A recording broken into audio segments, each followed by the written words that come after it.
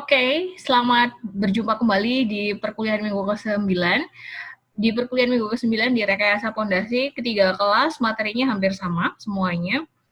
Dan waktu saya melakukan diskusi pada 3 kelas yang lumayan banyak kami, seperti biasa, ada di kelas V. Siapa V1 ya kalian ya? Lupa. Sampai saya nama kelas aja lupa udah.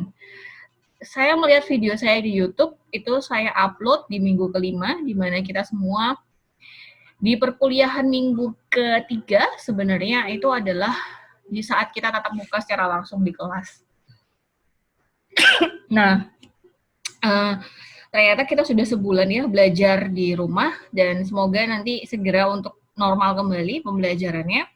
Tapi ya kita belajar masa adaptasi untuk menyesuaikan bagaimana metode perkuliahan dengan cara online. Nah, saya akan melakukan penjelasan sedikit tentang materi di Rekayasa Pondasi kali ini. Ini adalah materi yang akan kalian peroleh nanti pada saat saya membagikan filenya sama di 3 kelas, cuma nanti di endingnya akan ada tugas yang berbeda. Jadi waktu minggu lalu saya bilang bahwa nanti kalian akan sampai di perhitungan lateral, tapi ternyata mungkin saya hanya menahan sampai ke bagaimana kalian menganalisis suatu daya dukung yang complicated ternyata.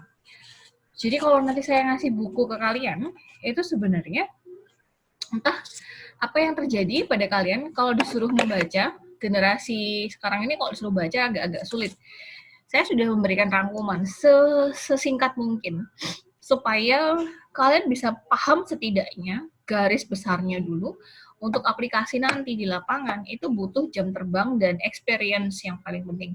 Jadi pengalaman itu adalah guru yang paling berharga, itu jelas. Nah, jadi kalau misalkan sekarang di pembuka awalnya itu adalah bagaimana sebuah pondasi itu dikategorikan sebagai pondasi yang panjang. Pasti yang pertama adalah dari kedalamannya. Kalau nanti dari hasil penyelidikan tanah kalian didominasi oleh tanah lunak itu juga akan bermacam-macam, tidak semuanya akan lunak sekali. Nanti kalau kalian belajar di metode perbaikan tanah, itu sebenarnya ada di konsistensi, nanti akan ada konsistensi yang dibedakan menjadi 2 jenis tanah, mulai dari tanah berbutir kasar dan tanah berbutir halus. Mulai tanah berbutir kasar itu nanti konsistensinya yang paling rendah itu adalah konsistensi lepas, sangat lepas. Kemudian di pembuka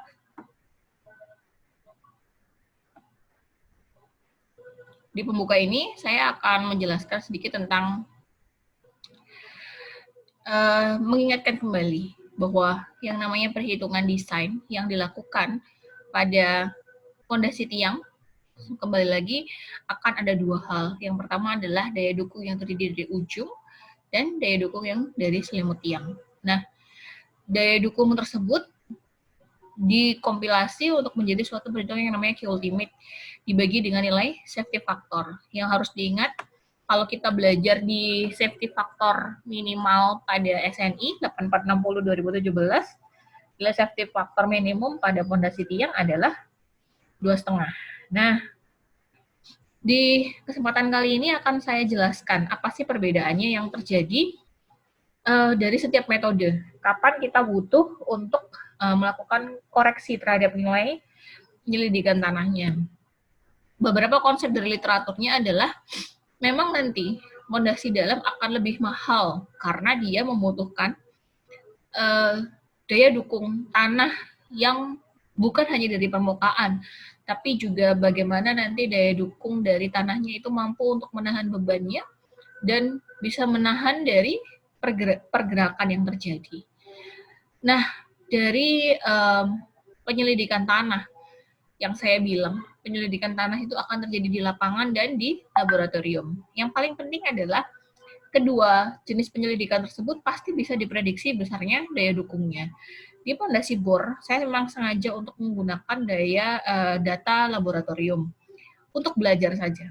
Bagaimana sih caranya nanti kalau misalkan kamu punya data di laboratorium. Selanjutnya, untuk di daya dukung pondasi tiang pancang, pertimbangan umum yang terjadi itu adalah nanti akan bergantung kepada tipe, ukuran, dan panjang tiangnya, jenis tanah dasar, dan metode pemasangan.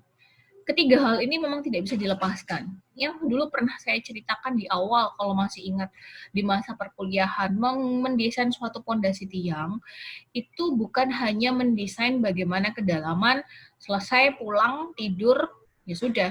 Tapi justru kita sebagai seorang desainer, engineer, itu akan berpikir bagaimana nanti keseluruhan prosesnya akan menjadi baik untuk dilaksanakan dan bagaimana baiknya untuk ketika kita akan direview.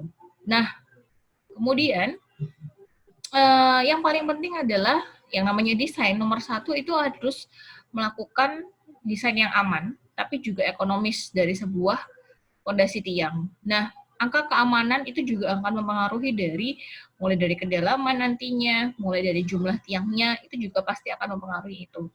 Nilai safety factor di SNI minimal adalah 2,5.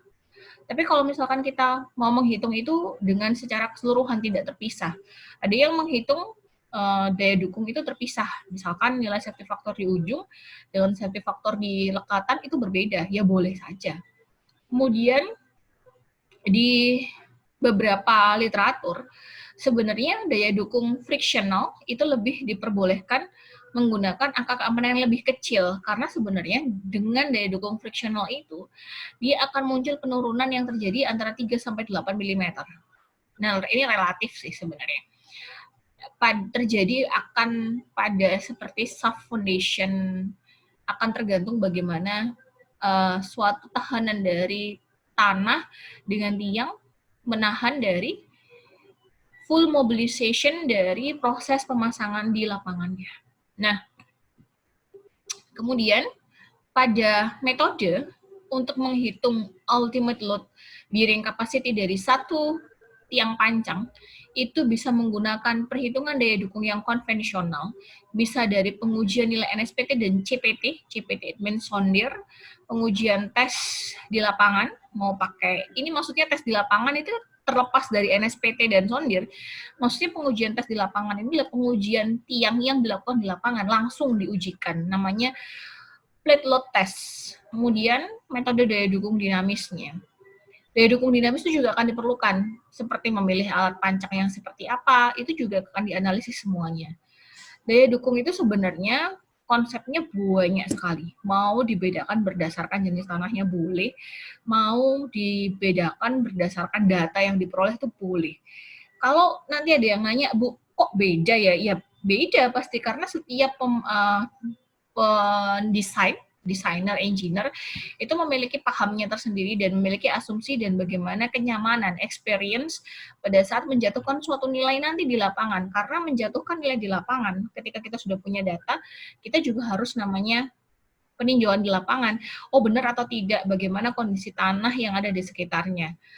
Kalau kondisi realnya, yang namanya daya dukung itu sebenarnya adalah proses keruntuhan yang terjadi di dalam tanah. Dulu waktu Mektan 1, kan lupa, Mektan 1, Rekon 1, itu sebenarnya ada konsep bagaimana menghitung tentang daya dukung di dangkal, itu merupakan metode keruntuhan yang terjadi di bawah pondasi, sama juga kayak di pondasi pancang. Kemudian, kalau misalkan nanti kita memiliki nilai NSPT, sekarang kan kita akan mendesain berdasarkan nilai NSPT. Nah, pada desain pondasi dengan menggunakan nilai NSPT, metode konvensionalnya itu ada yang dikenal dengan yang dua-duanya yang lebih terkenal itu ada Meyerhof atau Luciano de Court. Tambahan lagi ada Rhys O'Neal. Mau pakai metode selain dari ketiga itu ya boleh-boleh saja. Tapi yang harus diingat itu kamu harus paham komponen perhitungan yang ada di dalamnya itu meliputi apa saja. Karena setiap perumusan, komponen perhitungannya pasti akan berbeda.